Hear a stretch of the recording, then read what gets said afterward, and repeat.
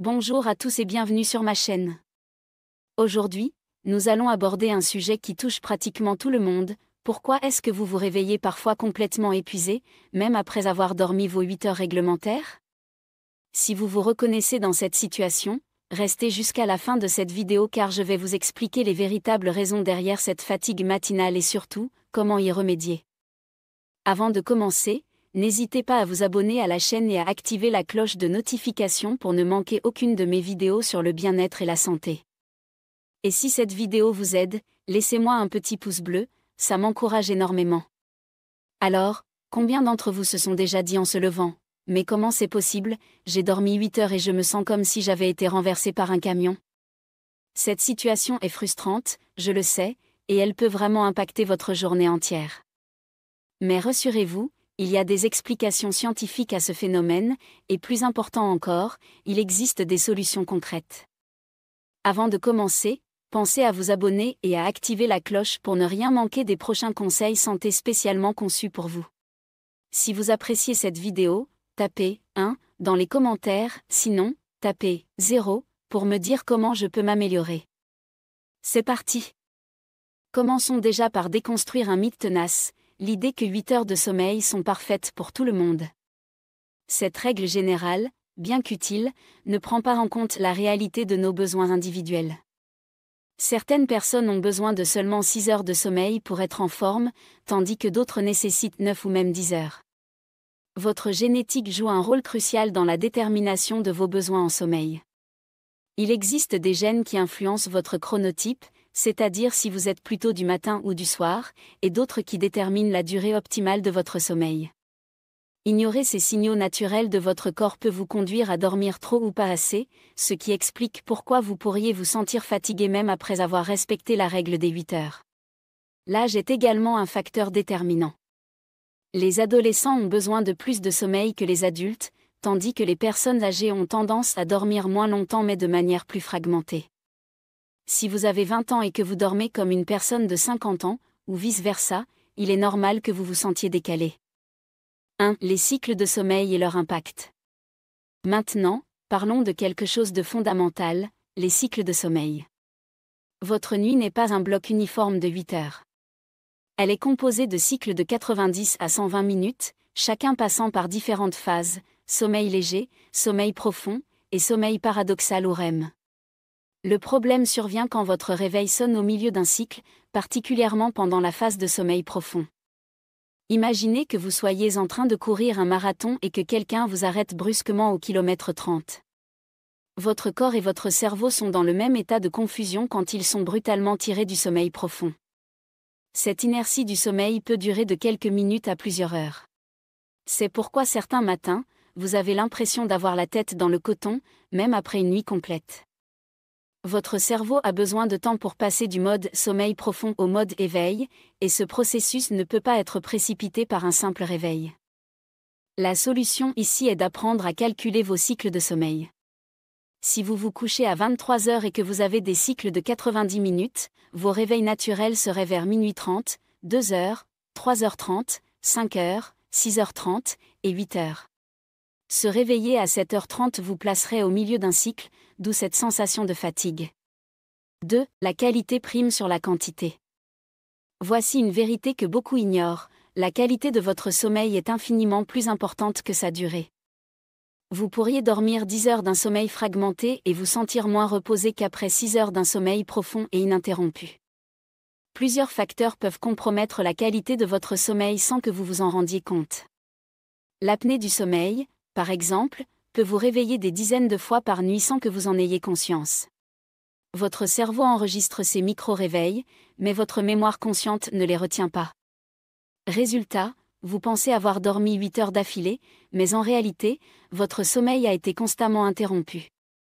Les mouvements périodiques des jambes, le syndrome des jambes sans repos, ou même le simple fait de partager son lit avec un partenaire qui bouge beaucoup peuvent fragmenter votre sommeil. Ces perturbations empêchent votre corps d'atteindre les phases de sommeil profond nécessaires à la récupération physique et mentale. La température de votre chambre joue également un rôle crucial. Une température trop élevée peut vous maintenir dans les phases de sommeil léger, tandis qu'une température trop basse peut causer des réveils nocturnes. L'idéal se situe généralement entre 16 et 19 degrés Celsius. 3. L'influence de votre environnement. Votre environnement de sommeil peut être votre meilleur allié ou votre pire ennemi. La pollution lumineuse, même minime, peut perturber votre production de mélatonine, l'hormone du sommeil. Cette petite LED de votre réveil, la lumière qui filtre sous votre porte, ou même la lumière bleue de votre téléphone consulté avant de dormir peuvent avoir des conséquences sur la qualité de votre sommeil. Le bruit est un autre facteur souvent sous-estimé. Vous n'avez pas besoin d'être réveillé par un bruit pour qu'il affecte votre sommeil. Des sons de fond constants, comme la circulation, les voisins, ou même le ronronnement de vos appareils électriques, peuvent maintenir votre cerveau dans un état d'alerte subtil qui empêche l'accès aux phases de sommeil profond. L'air de votre chambre mérite aussi votre attention. Un air trop sec ou trop humide, pauvre en oxygène, ou chargé d'allergènes peut compromettre la qualité de votre sommeil. Votre corps a besoin d'un environnement optimal pour se régénérer efficacement pendant la nuit. 4. Le rôle de votre hygiène de vie. Vos habitudes quotidiennes ont un impact direct sur la qualité de votre sommeil nocturne. Ce que vous mangez, buvez, et faites dans les heures précédant votre coucher peut déterminer si vous vous réveillerez frais et dispo ou complètement épuisé. La caféine, par exemple, a une demi-vie de 6 heures. Cela signifie que si vous buvez un café à 16 heures, la moitié de la caféine sera encore dans votre système à 22 heures. Même si vous arrivez à vous endormir, cette caféine résiduelle peut perturber vos cycles de sommeil profond et vous donner cette sensation de fatigue matinale. L'alcool est un autre piège sournois. Beaucoup pensent qu'un verre de vin aide à s'endormir, et c'est vrai dans l'immédiat. Mais l'alcool fragmente votre sommeil et réduit considérablement la phase REM, cruciale pour la récupération mentale et la consolidation de la mémoire. Vous vous endormez peut-être plus facilement, mais vous vous réveillez moins reposé. L'exercice physique est bénéfique pour le sommeil, mais son timing est crucial. Un entraînement intense dans les 3 heures précédant le coucher peut élever votre température corporelle et votre niveau d'adrénaline, rendant l'endormissement difficile et perturbant vos cycles de sommeil. 5. Les facteurs psychologiques. Le stress et l'anxiété sont probablement les ennemis numéro 1 d'un sommeil réparateur. Même si vous parvenez à dormir vos 8 heures, un esprit agité peut maintenir votre système nerveux dans un état d'hypervigilance qui empêche l'accès aux phases de sommeil profond. Votre cerveau utilise la nuit pour traiter les informations de la journée, consolider les souvenirs et évacuer les toxines accumulées. Si vous vous couchez avec des préoccupations non résolues, votre cerveau continue de travailler sur ces problèmes au lieu de se concentrer sur la récupération. C'est comme essayer de recharger votre téléphone tout en utilisant des applications gourmandes en énergie. La rumination mentale, cette tendance à ressasser les mêmes pensées en boucle, peut maintenir votre cortisol à un niveau élevé toute la nuit. Le cortisol est l'hormone du stress, et sa présence excessive peut fragmenter votre sommeil et vous donner cette sensation de fatigue chronique. 6. Les troubles du sommeil méconnus. Beaucoup de personnes souffrent de troubles du sommeil sans le savoir. L'apnée du sommeil, par exemple, touche environ 5% de la population, mais la majorité des cas ne sont pas diagnostiqués. Ce trouble se caractérise par des arrêts respiratoires répétés pendant le sommeil, forçant votre cerveau à vous réveiller brièvement pour reprendre votre respiration. Le syndrome des jambes sans repos est un autre trouble fréquent mais mal connu. Il se manifeste par une sensation désagréable dans les jambes, accompagnée d'un besoin irrépressible de les bouger, particulièrement le soir et la nuit. Ces mouvements perturbent non seulement votre endormissement mais aussi vos cycles de sommeil. Les troubles du rythme circadien peuvent également expliquer votre fatigue matinale. Si votre horloge biologique interne n'est pas synchronisée avec vos horaires de sommeil, vous pourriez dormir au mauvais moment par rapport à vos rythmes naturels. C'est comme essayer de nager à contre-courant, vous pouvez y arriver, mais c'est épuisant. Cette solution pratique est immédiate.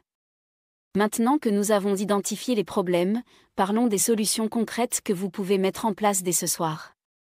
Commencez par optimiser votre environnement de sommeil. Investissez dans des rideaux occultants ou un masque de sommeil pour éliminer toute source de lumière. Utilisez des bouchons d'oreille ou un générateur de bruit blanc pour créer un environnement sonore stable. Maintenez votre chambre à une température fraîche, idéalement entre 16 et 19 degrés. Créez une routine de coucher cohérente qui signale à votre corps qu'il est temps de se préparer au sommeil. Cette routine devrait commencer au moins 1 heure avant votre coucher souhaité et inclure des activités relaxantes comme la lecture, la méditation ou un bain chaud. Bannissez les écrans de votre chambre ou utilisez des filtres de lumière bleue si vous devez absolument les consulter. La lumière bleue supprime la production de mélatonine et peut retarder votre endormissement de plusieurs heures. Surveillez votre consommation de caféine et d'alcool. Évitez la caféine après 14 heures et limitez l'alcool, surtout dans les heures précédant le coucher. Si vous devez boire quelque chose de chaud le soir, optez pour une tisane sans théine. 8. L'importance du réveil naturel. Apprendre à vous réveiller naturellement, sans réveil brutal, peut transformer votre expérience matinale. Votre corps produit naturellement du cortisol le matin pour vous aider à vous réveiller, mais ce processus prend du temps. Un réveil brutal interrompt cette montée progressive et peut vous laisser dans un état de confusion pendant des heures. Essayez d'utiliser un réveil simulateur d'aube qui reproduit les conditions naturelles du lever du soleil. Cette lumière progressive signale à votre cerveau qu'il est temps de se réveiller et facilite la transition entre le sommeil et l'éveil. Si possible, essayez de vous coucher et de vous lever à des heures régulières, même le week-end. Votre horloge biologique fonctionne mieux avec de la constance, et les grasses matinées du week-end peuvent perturber vos rythmes pour toute la semaine suivante. Calculez vos cycles de sommeil et programmez votre réveil pour coïncider avec la fin d'un cycle plutôt qu'avec un nombre d'heures arbitraire. Il vaut mieux dormir 6 heures et se réveiller à la fin d'un cycle que dormir 8 heures et être tiré du sommeil profond. 9. Quand consulter un professionnel. Si malgré tous vos efforts, vous continuez à vous réveiller fatigué, il pourrait être temps de consulter un professionnel de la santé. Certains troubles du sommeil nécessitent un diagnostic médical et un traitement spécialisé. Les signes qui devraient vous alerter incluent des ronflements intenses, des pauses respiratoires observées par votre partenaire, des réveils avec sensation d'étouffement, des maux de tête matinaux fréquents, ou une somnolence excessive pendant la journée malgré un sommeil apparemment suffisant.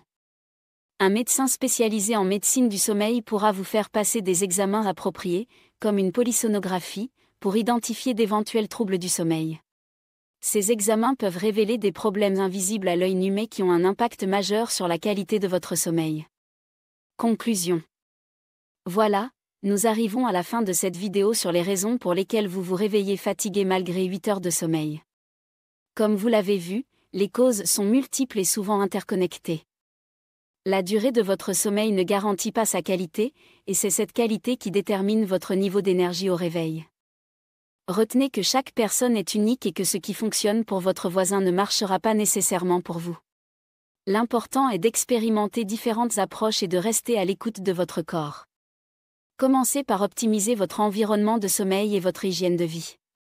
Ces changements simples peuvent avoir des effets spectaculaires sur la qualité de votre sommeil.